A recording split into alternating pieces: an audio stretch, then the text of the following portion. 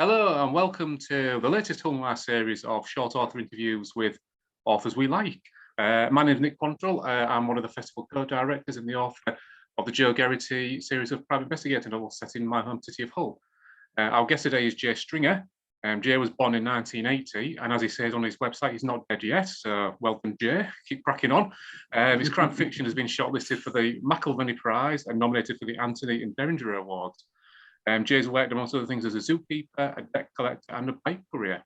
And Don't Tell a Soul, which I have a copy of and we're going to talk about today, is your eighth novel, if I can kind of count properly.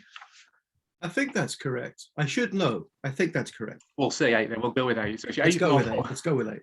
Eight, and it features an interesting change of location as well, doesn't it? Because obviously your first three novels, the Miller novels, were set in Wolverhampton, which is your home city, and then the Sam Island novel set in Glasgow, where you're living now. So, kind of, why did you want to write a New York novel? What's the idea behind Don't Tell a Soul? Yeah, I think I'd always intended to do one at some point. One of the two touchstones for me that kind of got me into crime were Elmore Leonard and Lawrence Block. And for Lawrence Block, it was specifically the Matt Scudder books. Right. So, I think I'd always at some point planned, well, not planned, but it was just inevitable at some point I'd want to tackle a New York mystery novel. And also, we might touch on music later on, but just so much of my pop culture is New York, from bands like Johnny Thunders to movies, Ghostbusters, Taking a Pelham 1, 2, 3, comic books, Marvel and DC both started in New York. So really I'm from Wolverhampton and Glasgow's my hometown these days, but my pop culture is very American and very New York, really. So I was always heading that way, I think. Yeah, was it a difficult novel to write in that sense? Because I'm guessing you didn't get to go up to New York specifically to research writing the book. I'm guessing the internet makes these things a little bit easier, doesn't it? But is it more kind of it does. The feel of the city, I guess, the feel of the place, and that's the more important aspect. Yeah, I mean, I've been there a few times. This is going to sound like one of those horrible hipster tourist things to say. People say wherever you are, you'll find someone saying this who's got the wrong accent to be saying it. But when I went to New York, I just felt at home straight away. Like I understood the place. But you're right. It should have been challenging because, I mean, as you said, my first three books were set in Wolverhampton or in and about Wolverhampton. And that's, I was comfortable writing the dialogue and writing those people because I'd grown up there. It took me almost 10 years of living in Glasgow before I felt comfortable writing Glasgow dialogue and writing the people, because I just felt like, I'd have to get this right. It'd have to be right. But for some reason, when it came to New York, I just dived right on it and started writing it. It does help. I mean, you'll have friends as well in New York, crime writer friends. And anytime you're doing a specific thing, if it's two people talking about baseball or whatever, you can fire an email off to them and go like, fix this. You can ask people what's the what's the stuff that a local would know that a UK writer wouldn't. Yeah, I was thinking it's kind of a bit like a sensitivity read almost, isn't it? I'm guessing, and it's that kind of ballpark thing into it where you're kind of leaning on people's expertise of the culture. Yeah, definitely. I mean, there's been a lot of people who've helped me with this. Hopefully I covered them all in the acknowledgements, but even as I'm saying this, I can think of at least two people who gave me specific information that I haven't put in. So I might have to send them a wee email later. Yeah, and there are quite a few in-jokes to the crime writing community there, right? There's a fair few people crop up in that book who might be known as crime writers to people. So that's a nice little Easter egg for people to find as they read it. There's a few, both sides of the Atlantic. There's a couple of American friends, a couple of reviewers actually. One of the main characters is basically named after these people and comes from their hometown. He's not them at all. He's not based on them. It's enough for the joke. And I know they have a copy, so I'm just waiting to hear back. It's a test for whether they read it. Yeah, absolutely. So let's talk a little bit about the novel itself then. Don't Tell a Soul. It's described on the back as being Gone Girl Meets the Rockford Files. So just tell us a little bit about the book. Why did you want to put those two kind of very distinct things together? There's like a very kind of gritty private investigator and more psychological lead drama at the same time. What was the fusion point for those? It's I mean, firstly, it's a bad idea. Smashing two things together. Any marketing person, any publishing professional will tell you don't talk about cross genre. Don't talk about mixing genres and crashing things together because it's supposed to be difficult to sell. But it's always where I end up. I can't just write one straight up idea. I have to kind of mash a few things together to make it interesting for me.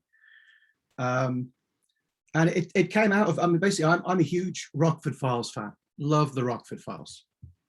Love it. You know, that's another thing I think I'd always intended I'd go there someday, you know, with that kind of Jim Rockford, laid back, always in trouble, wisecracking, you know, just I was always going to write that guy at some point. And then the other side of it actually came out of a bit of introspection with my career. We said earlier on, I'm on my 8th book. I think when I first started writing this, I think I'd written 5. And I took stock. I sat back and I thought, you know, as writers, we all know what themes that we're conscious of. We've all got 1 or 2 themes that we know we're writing about. But I thought I'll sit back and see, is there anything that is creeping in that I'm not thinking about? And one of them I spotted was memory. But something that was in all of my books in one form or another is people who are having problems with their memory and questions about how does that change you? You know, if we're formed by our memories and our memories change, do we change? Are we a different person? So I thought, but for the next book, I should actually tackle that head on and make it the subject. And that sort of lent very easily into the, you know, the domestic suspense, psychological thriller kind of thing, way more than it did a PI novel, which I'd written in the past. So then I thought, well, why don't I just do what I do and smash the 2 things together and see if it works? 2 completely different tones. Can they sit together in one book? You know, readers get to judge that, but it was a fun process. Yeah, absolutely. So let's talk a little bit about the actual story then, because it kind of revolves around the disappearance of a rock star. But it's told from 2 very distinct perspectives, which, you know, say we're talking about those two aspects. So just give us a kind of a brief outline of the book itself, because it's about David Ash, a missing indie rock star, and his kind of dark life that he's living. Yeah. So David Ash, as you said, he's an indie rock star. He's not based on anyone specific, but for people who kind of know my taste in music, he's very much an archetype of that taste of music. You could see him in real life. You know, he's the guy who was with a kind of a hipster darling band, and then he's gone solo and had a bit more success, touching the mainstream a little bit, but with a different crowd. Like, you know, his home fans, his original fans will feel slighted by the fact he now sells on like movie soundtracks and things like that. So he's that kind of figure, and he goes missing. He's been missing for 6 months, and in kind of New York, in the city and social media and in the society, everyone kind of assumes his wife has done it. You know, it's almost in a kind of a Courtney Love kind of thing. You know, everyone just assumes, whether there's any proof or not, that she did it. And his wife is Louisa, and she's a kind of C-list celebrity herself. She's an ex-reality TV star who the media love to hate and love to pile on and spread rumors and gossip about. So this is, for them, it's perfect, and for her, it's a nightmare, because she's just trying to raise 2 kids and live a life while the whole city and all of the internet assumes she killed someone. And the wrinkle for her is that she doesn't know. She's got a problem that's affecting her memory. And she actually doesn't remember what happened. She can't say she didn't kill him because she doesn't remember. You know, she kind of thinks, you know, she thinks, I'm not a killer, I probably wouldn't do that. She doesn't know for sure. And because everyone in the city is kind of against her at this point, it's getting very hard for her to find people to trust. So she ends up having to trust someone that, you know, you wouldn't pick, an ex-con private eye who lives across the river in Queens. You just wouldn't pick him. But he kind of becomes the only person left in town that she can turn to try and figure out, you know, did I kill my husband? Is that a thing I did? Yeah. And that's where it all kicks off. Tell us a bit more about Con then, because, you know, he's kind of like the private investigator that you've spoken about, but it's kind of a theme of your work, isn't it? It's keep returning to the private investigator protagonist. You know, is there a particular reason for that? The private investigator as a character, something that basically drives your work? Is it something you've something you want to lean upon? A little bit. Yeah, I mean, partly again, there's probably an extent to which it goes back to Scudder, you know, the unlicensed private eye, Scudder and Jim Rockford. I mean, I think I'm probably done with PIs now, but of my first, 8 books, most of them have been a PI in one form or another. For me, this isn't a slight against anyone who writes police procedurals. It's not. I mean, it's a skill set I don't think I have. But also for me, and the way I grew up and my tastes, I think the most interesting conversations happen when the authority figure is out of the room. So I've never seen how I can kind of get that on the page if I was writing a police officer. So, you know, who do you turn to? It's got to be someone who's got a stake in the mystery. If you're writing a mystery, it's got to be someone who's still got a stake in investigating it, solving it. How do you do that without having a kind of a complete amateur sleuth? And I think you end up in the middle then with a private investigator who can become whatever you need them to be. You know, it can be an ex-authority figure, it can be a complete unknown, it can be whoever you need them to be, and they're very malleable, I think. I think as well, it gives us a really kind of panoramic sweep of New York City as well, doesn't it? Because it kind of speaks to some really high, powerful rollers during the novel, but also, you know, literally he's kind of like down in the gutter as well, isn't he? I think that's kind of like an interesting aspect of his story. Yes. The PI can go everywhere, can go up and down in society, can go everywhere in ways that, you know, again, a cop can't really. I mean, I think, you know, I mean, a cop can go quite high up because they're a cop, they can go wherever they want. But that does leave out certain things lower down. There are people who just won't talk to police, you know, for a variety of reasons. And so if you're capturing that honestly on the page, you're leaving out whole sections of society, I think, who just wouldn't get involved. You hinted, you spoke there about Con having a stake in the story. Tell us a little bit more about him as a character then, and his kind of what he's after in Don't Tell Us So. So Con McGarry, Constantine McGarry, he's a mixed up kid, which is something else I tend to keep writing. His mother is Greek Italian, his father's Irish. His mother's Greek American. His father's Irish American. You know, he's kind of Jewish on one side, Catholic on the other. And it kind of speaks to who he is when we find him in the book. I think that he's just, it's not that he doesn't know who he is. I think he's got the wrong impression about who he is. He grew up a criminal. He's done time. He was the driver in a getaway. But no one's ever figured out why he did that. It just wasn't in his character. He's always been a con man, which is really, I shouldn't have called him Con and then decided he was a con man. That's daft. But, you know, we do daft things. So he's good with his hands. He's good at talking. He talks his way in and out of situations. He can do card tricks. You know, he was a grifter. And then for some stupid reason in his past, the one time he got caught, he was the getaway driver of a heist. And everyone's always been asking, why did you do that?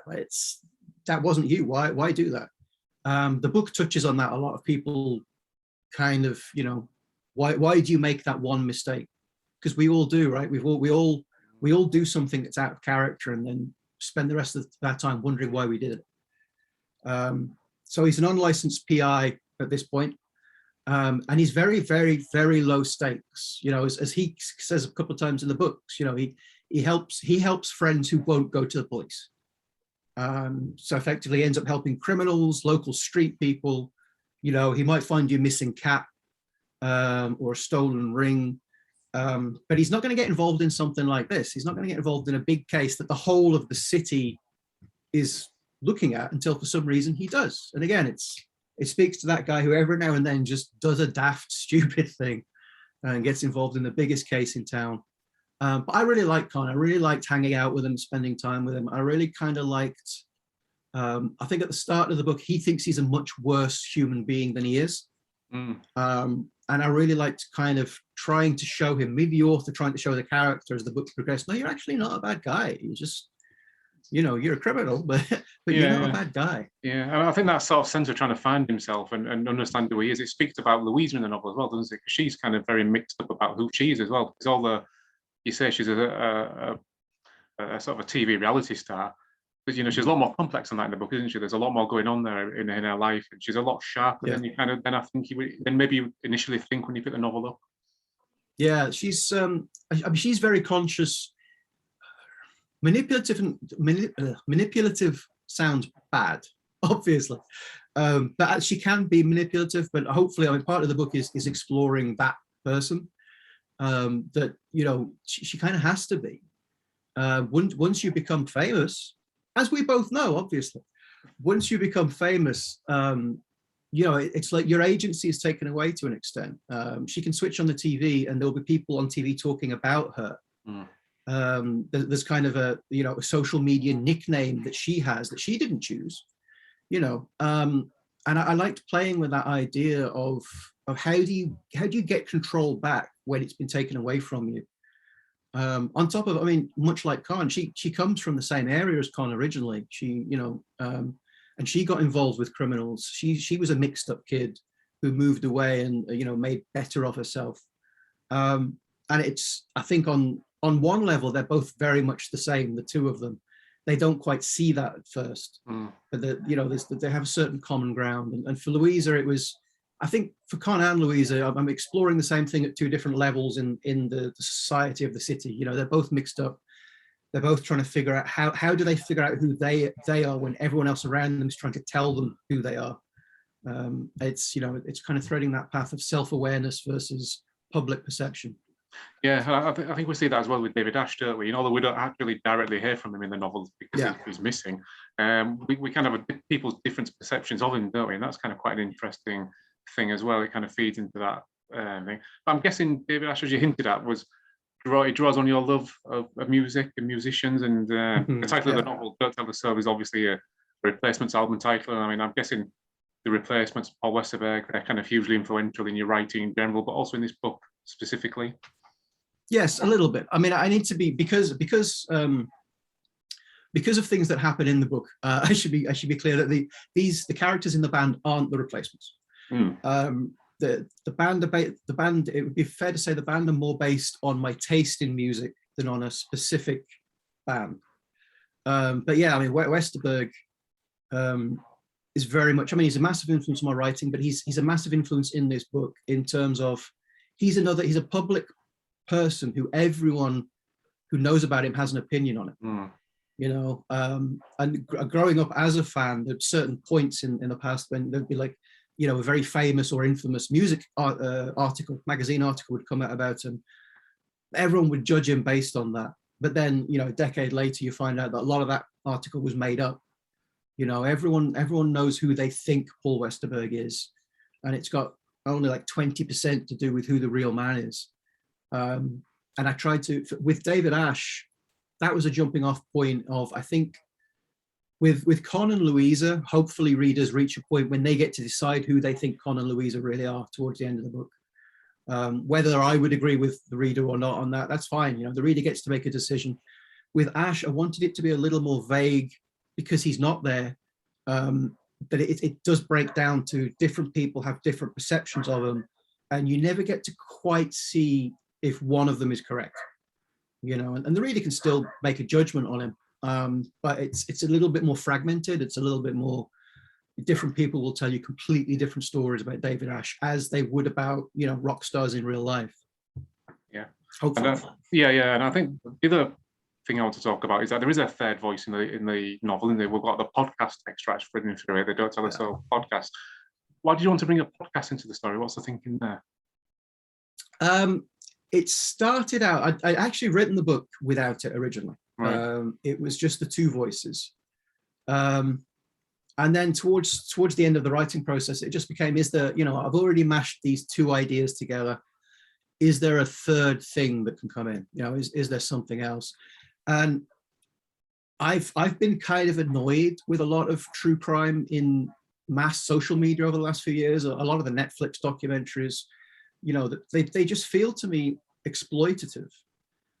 They feel to me like they have a stake in the story that they don't admit to. Even certain very famous crime podcasts, true crime podcasts, it becomes very much the person narrating the story to us has chosen a side. Sometimes they're not honest about it. They're involved in the story. And in the documentaries, they're walking around with a camera in the area where these places took place. They're forging relationships with the people they're talking to. But they want to then have it both ways and step back and say, oh, no, we're just documenting the facts, when they're not. So that's kind of where I thought I'll bring that in with this podcast, where, the podcaster himself has made a prejudgment, isn't aware of it so much at the beginning, but has made a prejudgment about who's guilty and who isn't. And I wanted to just try and tackle that a little bit and just see, how can I make the podcaster realize that? And how can I make people look at maybe at true crime a little bit differently, and you know, the question of, is it exploitative? Is it journalism? What is it? Yeah, and I think it kind of sort of blurs that line between truth and lies again, doesn't it? Which the novel does so well all the way through. It's kind of another really effective way of, just asking the reader to really think about what you're being told by the author, I think. Yeah. So I mean, and wanted to touch quickly on the fact that what I found really interesting about the book is there's a dyslexic reader edition available, this one, isn't there? Which I think is maybe the first time I've seen this actually happen. I'm not aware of any of the books that have kind of come out in that format particularly. So do you want to just tell us a little bit about that? Yeah. An idea? I mean, I'm also not 100% sure if it's the first time that I'm sure, you know, everything has been done. I'm sure there will be people out there who've put out dyslexic editions, but I think it was something that I'd been thinking about for the last couple of books. I'm dyslexic. And so, you know, opening a book up to struggling readers, dyslexic readers, it's very important to me. And on a Kindle, you can set your font. You can scroll down, you can set your font. And one of them is Open Dyslexic, which is a font that's designed to be easier for dyslexics to read. And it just, I love Kindles. We all read ebooks these days, but there's still something special about a paperback. And I loved the idea of opening up the paperback to dyslexic readers, you know, and saying there's a version that you can pick up and read. So I had this one formatted. There is a third edition. There's a third paperback edition, which is formatted in Open Dyslexic font all the way through. So yeah, hopefully a dyslexic could pick it up and read it just you know, and have fun with a paperback in the way that we all do. You know, in the way that maybe hasn't always been open to them before, available to them. Yeah, and because you're obviously a self-published novel, haven't you? So is this your own cover work as well, isn't it? So yes, I did everything for this one. I just had a fit of control freakery. Yeah, it was, I mean, I've been in and about publishing for 10 years, you know, and I mean, I have nothing bad to say about traditional publishing. You know, that's where most of my money still comes from. I'm very, you know, I'm very happy and will work in it again, but it's just 10 years in, I thought, I've learned a lot of lessons, you know, I know what good looks like, I know what bad looks like. And I like the idea that in music, you know, it felt very appropriate for this book. And in film, there's a different tradition, you know, you can go and do everything yourself. And as long as you've done it to a professional standard, you're seen as an indie filmmaker, you know, or an indie musician. Especially music, you know, we both love, you know, DIY punk bands. So I've always had that mentality, and I've just never really let it loose in publishing. So for this one, I thought I'm going to do everything as long as I can do it. You know, I took time out to learn how to do book covers. I took time out to learn how to format paperbacks. I committed that I'm only going to do this if I can do it to a professional standard. And I think I have. You know, I'm quite happy that I think I put together a good book. But yeah, it was something new, it's something to try. 10 years in, a different approach to publishing. Yeah, fantastic. And I know you said you've kind of done with PI novels, but I'm guessing, you know, if you're self-publishing, that gives you more options, doesn't it, like you say? So maybe if the reaction is favourable, will we get more con novels in the future? Can you see yourself going possibly back in? Yeah. When I first started writing it, I had thought about a series, you know, so I know there are things that are teased in the book about his past, you know, and those are stories that could be told. You know, we might find out who his real father is. We could find these things out. Do you know who his real father is? Yes. there have been drafts of this book where a lot more was revealed, and I didn't strip them back thinking about sequels. It's just, you know, eventually you just strip things out of a book. There's a lot more about his past. It's quite interesting, quite meaty, that got cut out. But it depends. By the time I'd finished the book, it felt like a standalone. You know, it felt like I was saying things about, oh, this sounds horribly pretentious, doesn't it? It felt like I was saying things about PI fiction, and that I'd said it and I was done. So we'll see. I do like the character. I really like Con. If readers really like him too, then, I mean, there are other places where he could go. I certainly could see him having a couple of short stories at some point. But we'll see. Yeah, self-publishing, never say never. Exactly right. Thank you very much for your time, Jay. Don't Tell Us So is out on Monday, the 26th of July. My birthday. It's my on your birthday, even better. Buy a book for my birthday. Fantastic. And buy your book for your birthday, even better. Thank you. Brilliant book. Thank you. Thank you.